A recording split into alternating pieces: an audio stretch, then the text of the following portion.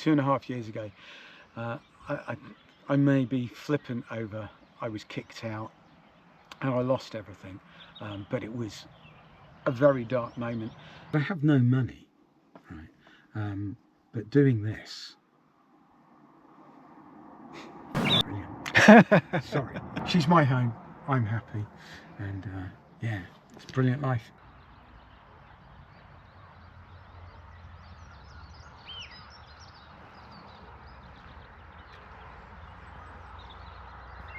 Right then, Martin.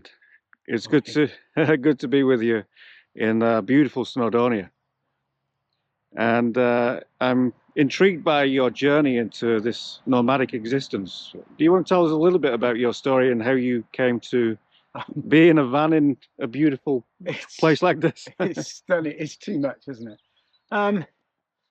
Yeah. So about 2.5 years ago, my little world collapsed completely. Suspended from work as a paramedic, and partner left. Kicked out of the NHS unceremoniously, and I kind of kept living. I was running a small business on the side as a hypnotherapist, but in North Devon, that's really not going to pay too well. And running a podcast. I bought the van, and with plans of going out and just enjoying the world. I do like being out wild swimming, wild camping. And then last year during the summer, I was out in Germany and Austria with 3 friends motorbiking. And I was looking at scenery like this in the Alps. And I just thought, why am I struggling? Why don't I've got the van, why don't I just make it full time? And I came back and I put everything in storage, gave up renting, and from day one, I always wake up thinking I've just saved £70 each and every day, not paying rent, council tax, and heating bills, and and the rest is history. I live in this converted Sprinter van, and wild swim as often as possible. Record my daily podcast, and that is it. It's a really simple, frugal life. And I think, as you can tell by the happy face, I've never been more grounded, more me. Um, and you know, just just can and look at that view. Just that's what I'm looking at. Sorry, without looking to the camera all the time. This is everything I could ever wish for. Moments like this. We have been extremely lucky though this week. I mean, the weather has been fantastic. But even through winter, when I was down at Exmoor parked up, and you wake up and there's snow on the ground, it's still a mindful journey. It's incredible, and I need it for my soul with the lows. Like I say, 2.5 years ago, uh, I, I I may be flippant over I was kicked out and I lost everything, but it was a very dark moment, and all praise to the luck that my ex-wife was passing to visit the boys and completely saved my life. I will always shout that out. Thank you very much. Because otherwise I wouldn't be here experiencing this and now sharing my story with others, that you can do full-time van life on a budget. Um, I'm now down to about £700 a month living. That is my total income, and I get by. I do the repairs myself. I go where I like. I'll drive somewhere and stay there for 2 or 3 weeks in an area because I have to watch it. Fuel costs, because that old bus is about 30 miles to the gallon on a good day, um, and that's driving sensibly. But yeah, so that's how I got into it. It sounds like, from what you just said there, you were on the edge of a very dark outcome. Yeah. And you came back from that. What was it that brought you back?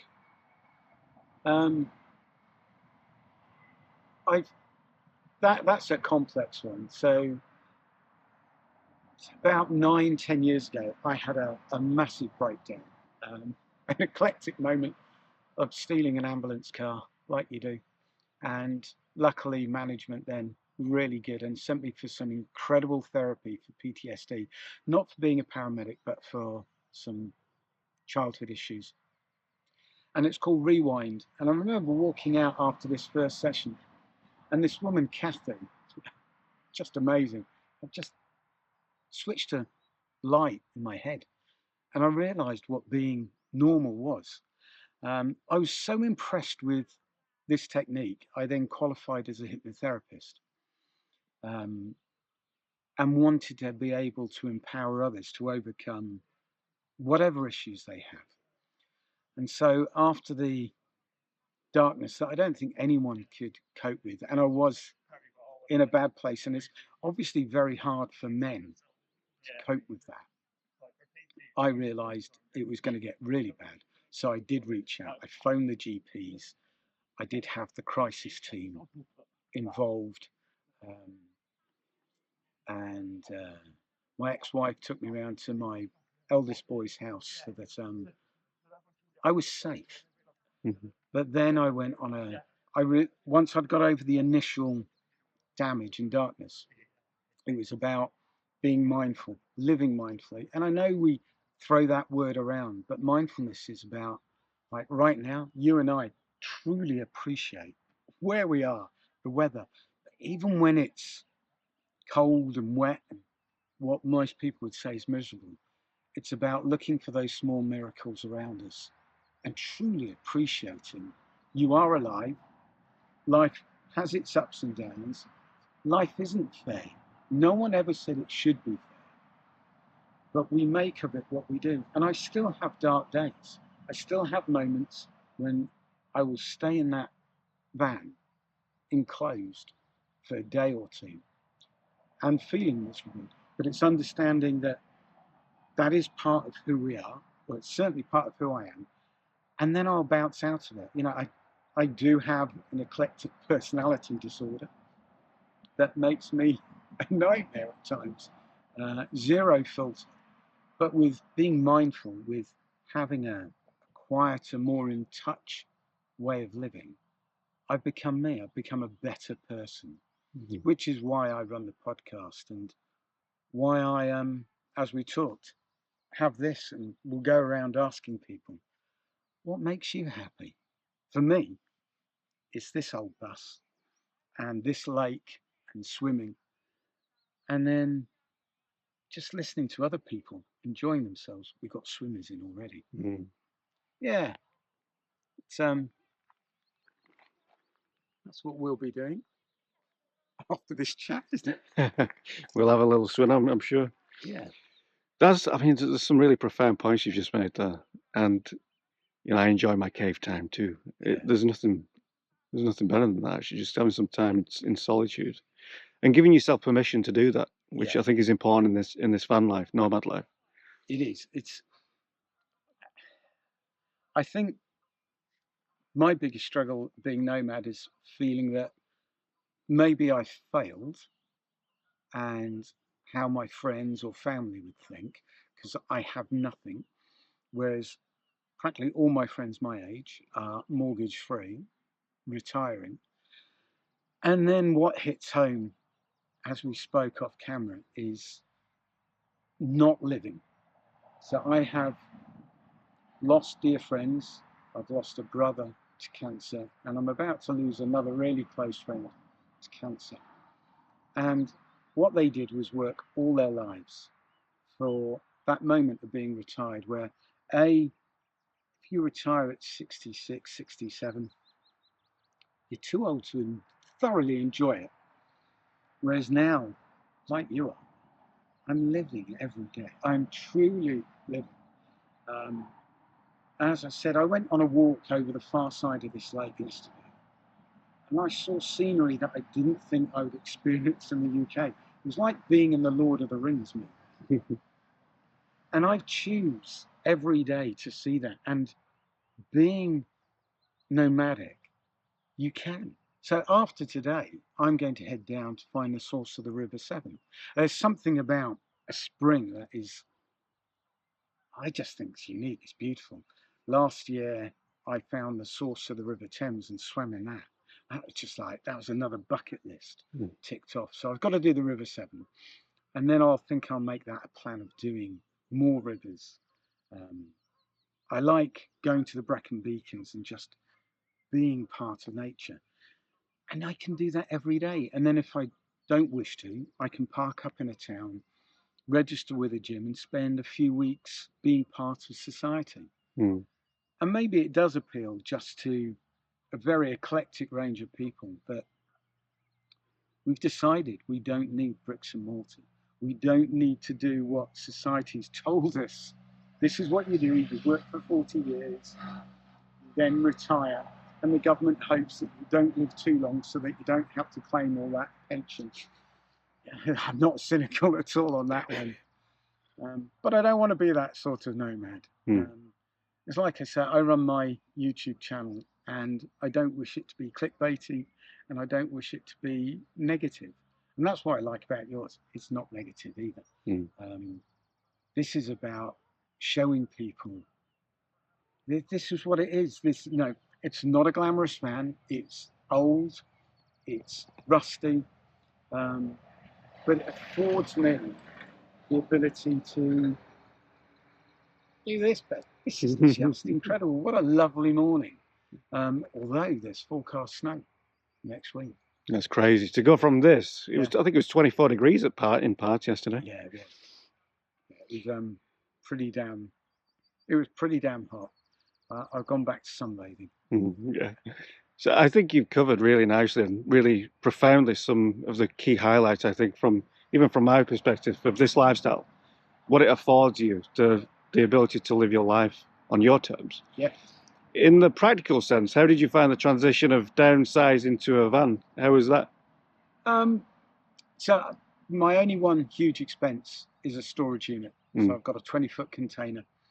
And that's only because it's got things that one day I will probably move into a bungalow or a flat somewhere. So it's got pots and pans and one of my motorbikes.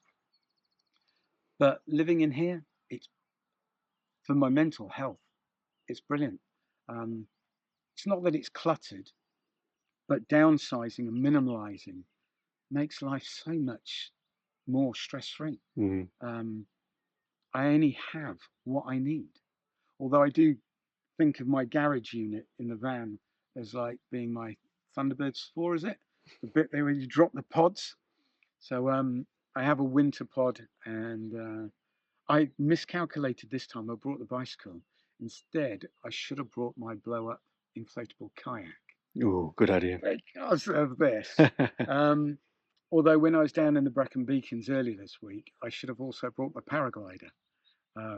Because 6 guys jumped off the nearby mountain and 2 of them landed in front of me. Oh, yeah.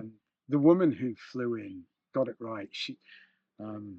She's got this amazing overlander sort of Hilux, all in matte black, and her and her partner go traveling. But yeah, she drove up there, then walked up to paraglide. It's something I do like doing. That's some people look at this life and they think, oh, what you're doing without so many comforts. But actually, nomads like their toys. Yeah. We like our toys. We like our toys. So I like having the mountain bike in there. So if you're parked up just outside town, you can cycle in to do shopping.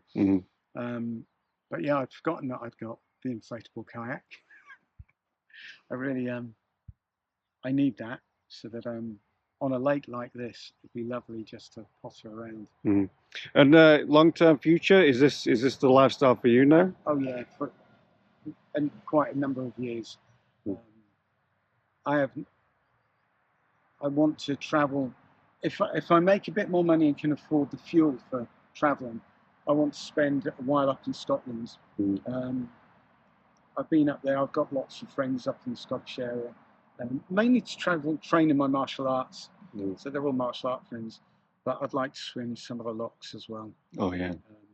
And although this is rugged, it's a little bit more rugged up there. I like the way you put that around stepping back into society. Yeah. So you have the freedom to go and get community when you need it, and actually go and embrace the solitude when you want it as well. Yeah. So I said I've sort of committed to 3 weeks around Wales, and then I'm going back to Devon, um, and then I'll pay for a month at a gym, and I'll base myself in North Devon so I Mm. can get my training in, meet my friends, socialise, get that done, do repairs because I'm near my storage unit, um, and then it'll be down into Cornwall to practice my free diving and snorkeling season. Mm. Make this sound awful, don't you? What a chore this lifestyle is. This lifestyle is really awkward. You know, it's not all fun and games. My as I said, one of my batteries ran down overnight and woke me up at 4 o'clock. So you know, that was hell. I had to get up, and hence, oh no, my shadows on my solar slowing it down. Ah, that's a schoolboy error. Yeah, it's just you socialise when you want, and then you can be out here. But even when I'm out, I like connecting with other van lifers, and there is a real sense of community. Yeah. You know, like this woman turned up yesterday, and straight away, oh, you full time? Yeah. And although she's part time, but she lives for it, she works for it, and then that is her life. That's what defines her. Mm. And I love it. We are so friendly.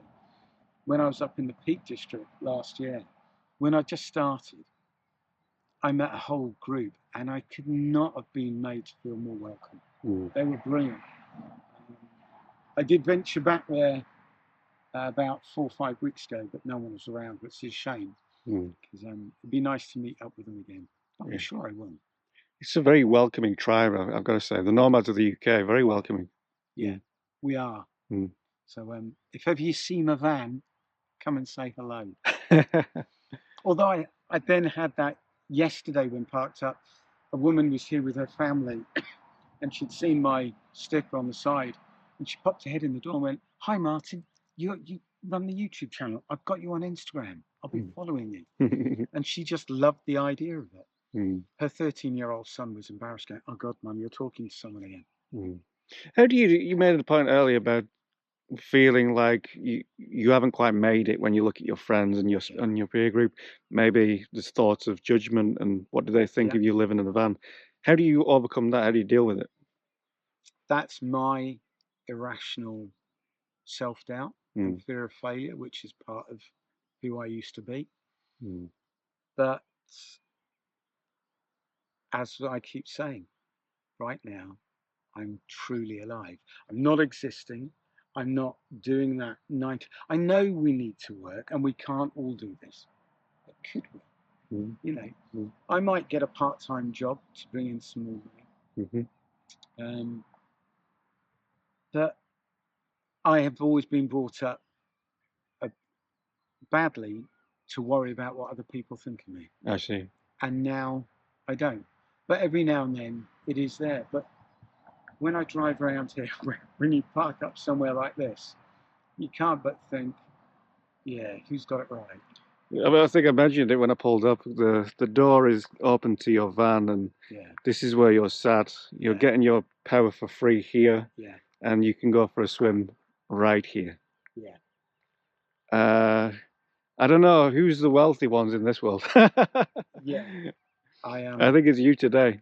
It is, and I've always wanted to be outdoors. I didn't do well at school. I absolutely detested it. My first job, I was a software engineer. I hated it, and I moved to the UK, and I was working in central London, and I had a really good paid job. And one day, while stuck in traffic, this cycle courier came out of nowhere and went over the bonnet of my car. Now, it wasn't her, and I got out and we got chatting, and in him, I saw what I was missing. So I drove back to the office, put the keys for the company car through the letterbox, went to Halfords, bought a mountain bike, and then spent the next 2 years in a squat as a cycle courier. And I've never been happier. Right? And I realised then that I cannot be a caged animal.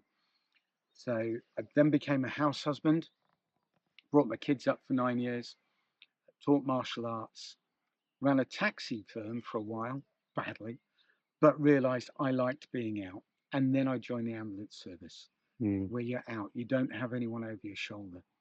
So if you're that sort of person that cannot be indoors, this is life for you. This defines me. Being here, these views, being able to move, knowing tonight I'll be somewhere else, but I might then stay there for 2 or 3 days because I want to explore the area. I want to fill my mind with experience and memories. And the great thing for people like us, we now record it. I don't do the OnlyVans Guru because I want to be an international success. I know that when I'm too old to do it, I've recorded all my memories. It's the best scrapbook you could ever wish for. It's phenomenal. Great. Well, it'd be lovely to have a look at your home on wheels if we could. Glad I tidied up. Well, a little bit. This is who I call Jenny. She's a long wheelbase sprinter. Have a sofa bed here, but this lifts up and I've got my batteries underneath. And also, when on an electric hookup, there's the hot water system. But I just like working here. Ideas for getting rid of this grey. It's the most boring carpet in the world. I think I'm going to wood panel it, but more about that later. Books, keto stuff, 12-volt telly, which I never watch, but that's brilliant. With an Amazon Fire Stick, works wonders, right? Fridge, freezer, which is as big as I need because I live a carnivore lifestyle. I generally only eat once a day. So a couple of hard-boiled eggs and then a steak or some homemade burgers. Climbing wall, which my friends refer to. So I've got it's a 1.5 size bed. But that is what it is. In there is a loo and a shower, which is wonderful. But I have 2 shower systems because the main shower, again, only works when you're on electric hookup. But I could run the generator to power that. But I have one of those little portable showers that I I like put in a bowl. those. Yeah. And that is fantastic. So I have a big pan and I boil up 5 litres of water, and that's good enough for a 5-minute shower. Works wonders. And then a double hob and a sink, and it works. I run LPG, and if you're considering doing a van, get LPG because I filled it up for 13 litres. I filled it up at 80p a litre 6 months ago, and it's still on full. It's so frugal. It's fantastic. And that is it. Oh, and then the eclectic shoe rack that I bought off Amazon, which I've zip tied to the wall. That is my van. It's really easy. It's simple. It's everything I need. I record my podcasts in here. And I had worried because I had a proper recording studio built at home. But this is even better because it's carpeted all over. Yeah. I mean, the sound quality in here, I couldn't be happier because they are meditation podcasts. This is an item that I clocked straight away, which is a shoe rack.